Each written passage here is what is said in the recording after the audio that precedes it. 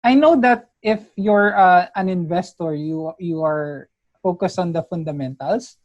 But if you're a day trader, you need to be focused on yun nga po, technical analysis, charting. So how can an OFW like me get over the fear of the jargons po, like what is this Fibonacci for, what is the MA? Sometimes the fundamentals will be more important than the specific news items.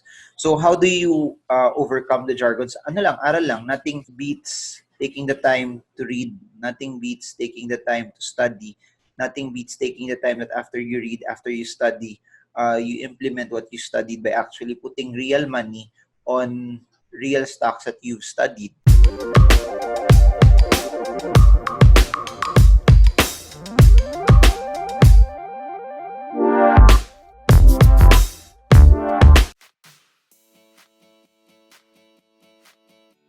Okay guys, we're in for another vlog, but this is a different vlog, no? It's one of the times where we have an Ask Marvin session with YouTube subscribers who have been watching the vlog and they have questions also. But this time, we have a subscriber all the way from New Jersey. He graduated as an engineer from Pampanga. And right now, ganun din, tulad ng mga iba nating kababayan in the US, sobrang yaman na. sobrang yaman na. We're gonna talk about bits and pieces of that. Pero this video really is about him asking me. We have Patrick Miguel in the vlog. I've been watching Tax Smarts for 2 years now. And the reason why I'm watching is because I'm into business po talaga. But I really think that this is the perfect time na yung stocks is ma-realize din ng mga Filipinos na it's a good way of para kagaya po ni Sir Marvin is maging sobrang yaman tayo. So, pero basically po, I'm a train engineer for a Japanese company that does the trains for New York and Boston. And also in Pampanga, I have several businesses.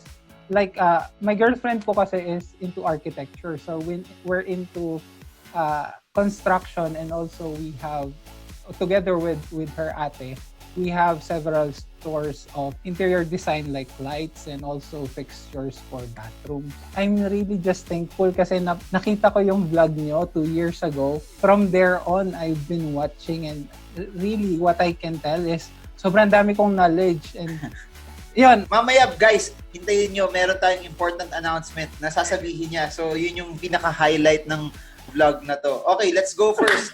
For OFWs, how to start to have a broker? Or what would be your recommendations? Like, there are brokerages that pwede mo na siyang open kahit nasa abroad ka, since everything is online. And I think because of the coronavirus, it will push more of these companies, especially the more traditional ones, to allow more access for digital transactions. So the first way for OFWs to invest is they have to just find out who are the brokers that they can open online. That's one. Number two, yung magiging complication mo dyan for you not to be able to invest is if you don't have a Philippine bank account and you don't have a TIN. If you don't have a TIN, it may be harder for you kasi you need to secure that first. So the next thing that you can do is kung wala kang TIN talaga is you won't be able to open it online. Pero pag uwi mo sa Pilipinas, open that bank account and then open that TIN so that you can start. So it's a very, very important step that you need the TIN because they will ask that when you start filling up your applications. So I think that's the most important. Everything else kasi can be done online, and especially when you open the account, all of the transactions you can already do online. Third suggestion is since nasa Pilipinas ka or pag uwi mo sa Pilipinas, everything that you can open, i-open mo na lahat. Try to open kahit yung mga offline accounts, try to open that already. Para when you are in the States, and for those who are from the States that are watching, that's what you can do also. I've seen so many people who attended the Stock Smart seminars from the States. Ganun din. When they come home to the Philippines, they attend the sessions, but aside from attending the sessions, they open all of the accounts that they can, and then they just access everything from the States or wherever country they are in. I just want to know why you love unang-una Jollibee, Ayala Corporation, and other which you like Globe something. what is the reason behind that, and why the Filipinos love those companies? The ones that you see, yung mga may especially the charts, no, especially the ones under stocks. Yes, the chartings. Yes, those are majority of them. Those are stocks by request. The reason why Ayala and Jollibee is always there because I think a lot of retail investors own it and they request it. So ano yan, I have help on how it gets tallied. Pero what gets sent sa website, sa Instagram, sa Facebook, sa YouTube, sa Twitter. Tapos the ones that get the most votes or requests are the ones that's there. It so happens lang na recurring lagi sila. So every time may movement na significant, we show them. So I think that's one of the reasons there. Anything naman na may significant changes sa company or sa fundamentals, kasi people need to know the stock market is still made out of businesses. So if you are an investor, it's important that you need to know the business that you're buying into. You're not just buying a number. Especially investor ka. Pag investor ka tsaka trader, totally different perspectives. Totally different, yeah. Pag investor ka, you need to know that you're not just buying ticker, you're not just buying a number, you are buying a business.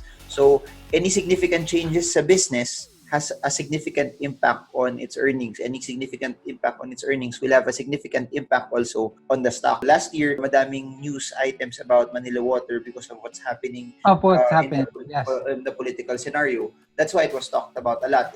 At the first part of the year also, I made videos on ABS-CBN because it was talked about it. Nung nag-resurface siya last May, I made videos about it also. So, news drives stock prices for the short term. But it's the business, the value that will eventually make it better for the long term. I had a video with the CFO of Ayala Corp. Feeling ko napanood mo na yun.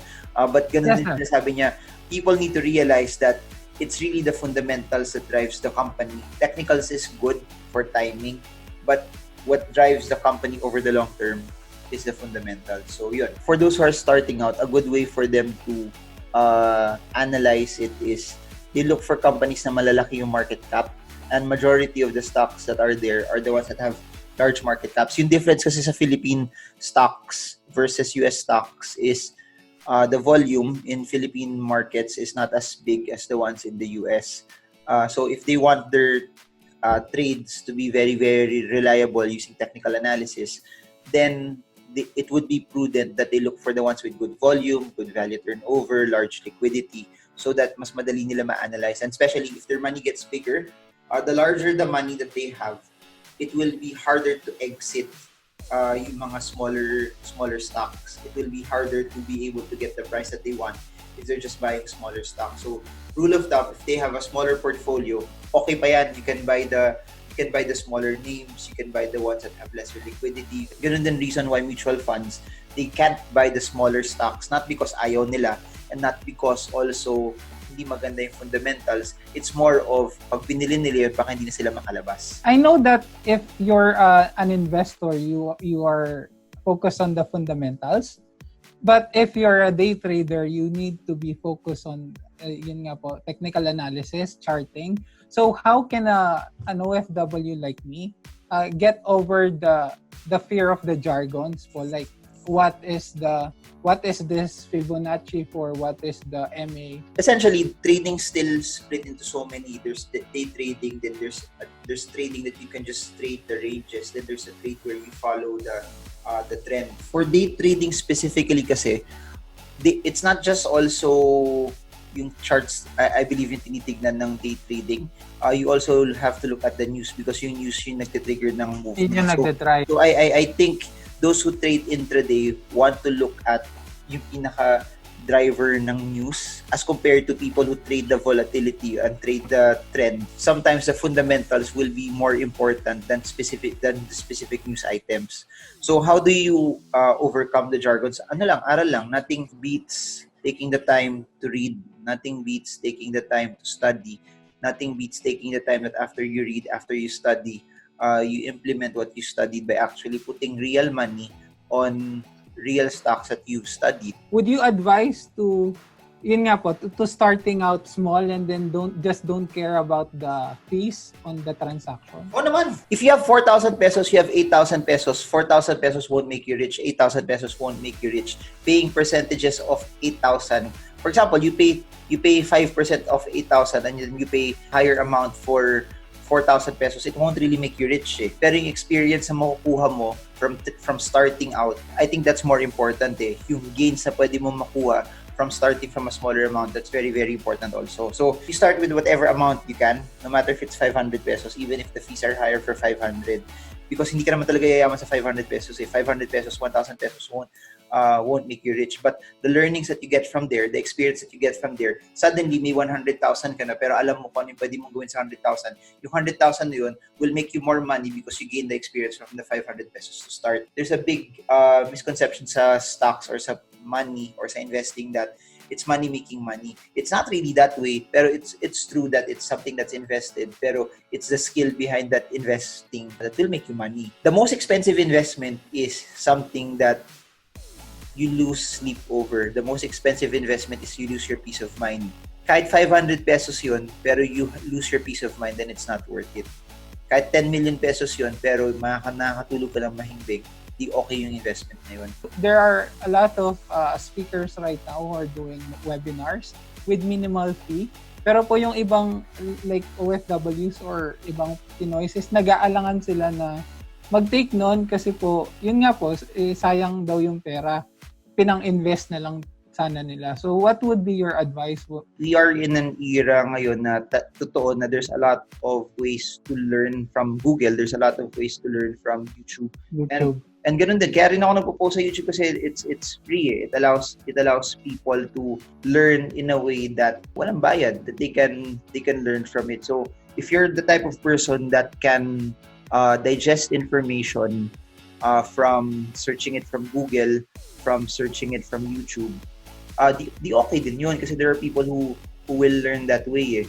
But there are groups of people that want to learn one-on-one. There are groups of people that want to learn just by reading a book, hardbound, sa hawak nila, pwede nilang i-underline. There are people na kahit ang daming webinar, gusto pa nila classroom type of learning. There are people also who want to learn via webinar. So there are different approaches for people in order for them to learn. And yun, for some it's this route, for some it's this route, for some it's going through the paid courses also. It's your greatest investment is yourself. Yung ininvest ko sa market, at some point, mababalik ko rin naman yun malalagyan ko rin yung pera na yun pero yung invest ko sa sarili ko, hindi na mawawala yun So, you find what works for you. I've seen so many CEOs that kahit sobrang yaman na nila, sobrang galing na nila sa business nila, their business making multi-millions, nag-MBA pa rin sila because they know their best investment is themselves. What you feed allows you to earn as much as you can. So, what would be your advice lalo na sa mga OFW na yung na-lay off, tapos nasa Philippines right now, but they have savings? How can they grow it? How can they start growing their money through stock market? Better find ways muna na may pumasok na pera. The stock market is not an adder. The stock market is a multiplier. So the only way it works very, very well is if you already have a stable cash cow. Better secure first your everyday food source. Better secure first yung other tangibles na bumubuhay ka ng normal. Kung may sobra doon, yun yung invest mo. The problem is, ang dami jackpot mentality Wala na akong pera ngayon, pero gagamitin ko pa rin tong whatever sa titira, lalagay sa stock market with the hope that kikita ako sa stock market and it will provide my needs. Don't do that. That's one of the worst things that could ever be done. So my advice to OFWs that got laid off, if you can use that money to build something that will earn for you, to build cash flow for you, do it. Kung wala yun, find a job first. You need something to come in, especially kung may family ka. Your biggest responsibility is to provide first and be responsible. Hindi ngayon yung time para isipin paano yumaman. Ngayon yung time para isipin paano ako magkakaroon ng cash to be able to thrive. Because if you will be able to thrive, yung pagyaman dadating din naman later on yun Pero pag inisip mo yumaman without thriving first, it will be very, very hard. Whatever's in the stock market is meant to be money that's supposed to be excess. If you believe you don't have excess money right now, then you better not be investing in it yet. As much as I like people to invest in the stock market, it should always be excess money. Guys, before he goes to his last question, he has a YouTube channel. I'll put the description below. Follow him, subscribe to him. Tapos, before I let you go with your last question, I'm showing this clip from a Facebook Live yesterday. If may nanonood nito, tapos gusto niyo padala ng Roomba, tatanggapin ko yung Roomba. Sorry, kaya nasabi ko yun. Condom. Pero Roomba kung meron man sa inyo, guys, Roomba. Mapapalitan yung love life ko. Oo. Nakita nyo sa video nila. Sabi ko, yung wife ko masyadong na kay Carlo Ople, pati kay Shansi about their Roomba. And then may nag-type. Siya yun. Sabi niya, I will give you a Roomba. Ako na, papadala ko. Kala ko joke lang. Tapos nag-PM pa siya.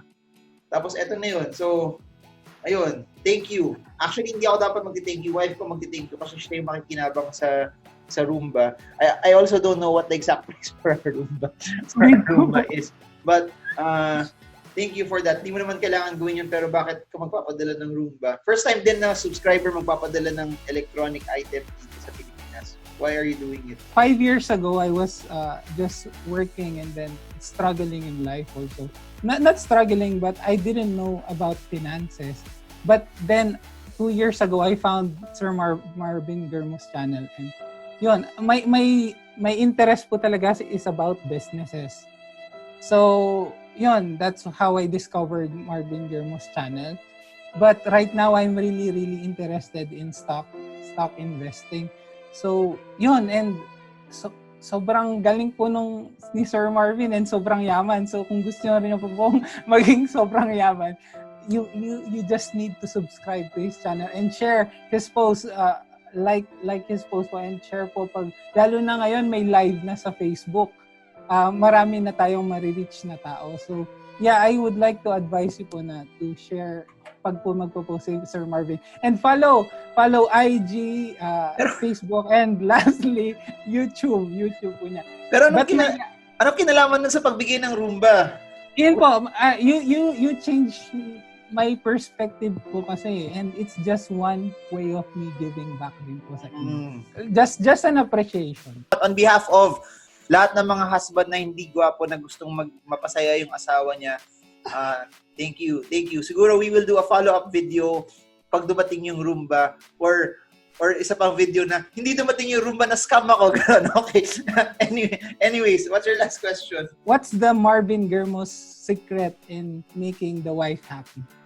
Yun po ang last question ko. Lifestyle budget. Lagyan mo ng lifestyle budget na nag-i-increase beating inflation.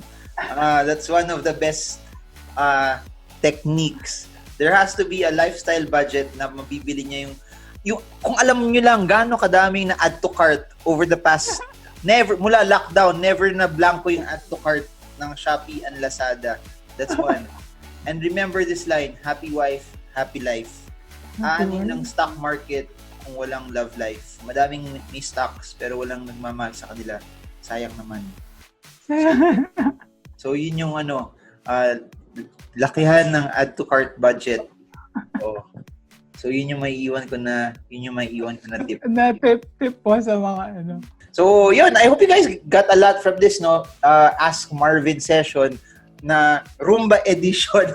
Roomba edition. Pwede rin palang title ito, YouTube subscriber gave me a Roomba. Tapos second video, walang dumating. But yun, thank you also for the time. Alam ko it's already midnight there in New Jersey. New Jersey, no? Tama? New Jersey. Yes, wala nang rally dyan. May rally pa rin sa New Jersey. Medyo naglaylo na po. So, it's... So, yun. I hope na okay na sa lahat ng nanonood from the States. I hope okay na rin. I know, I think there's around 5 to 10% of people who watch the YouTube channel are from the States. So, I hope that everyone in the States you guys are safe now from the West Coast, from LA, San Francisco to the ones from New York, Washington DC, mga taga East Coast. I hope okay kayo. And mga yan, syempre nag-mention na ako ng mga city, kailangan ko mention lahat. Yung mga taga Las Vegas, yung mga taga Houston na nanonood. I hope okay din kayo mga taga Boston. So, I hope okay kayo. SW, sir. So, kasi madami Pinoy sa Houston. Yes, sir. Sobrang dami, tsaka Las Vegas, ang dami. I was from Houston po before I took this job. So, yeah, I remember. Mga taga dyan, mga taga Sugarland, kumusta na kayo? I hope okay kayo dyan. Tsaka yun, mga taga Seattle na Pilipino, baka may ma-miss out ako eh. So, yun, to everyone watching from the States. And then, since I mentioned the States, to everyone watching from Vancouver and Toronto, and also Saskatoon. Yun. Okay na yan, North America. So, thank you so much sa mga taga North America na nanonood. I don't know kung may viewers tayo from Mexico. Bihira nagko-comment. Pero kung taga Mexico kayo, comment below. And then, yun, let's see. In the next video, sa channel niya, di ko alam paano niya sa splice to, pero magpropose na daw siya sa girlfriend niya. Hindi, joke lang. But thank you so much to everyone who watched this video. I hope this video helps you trade well, trade strong, trade smart. See you all again soon.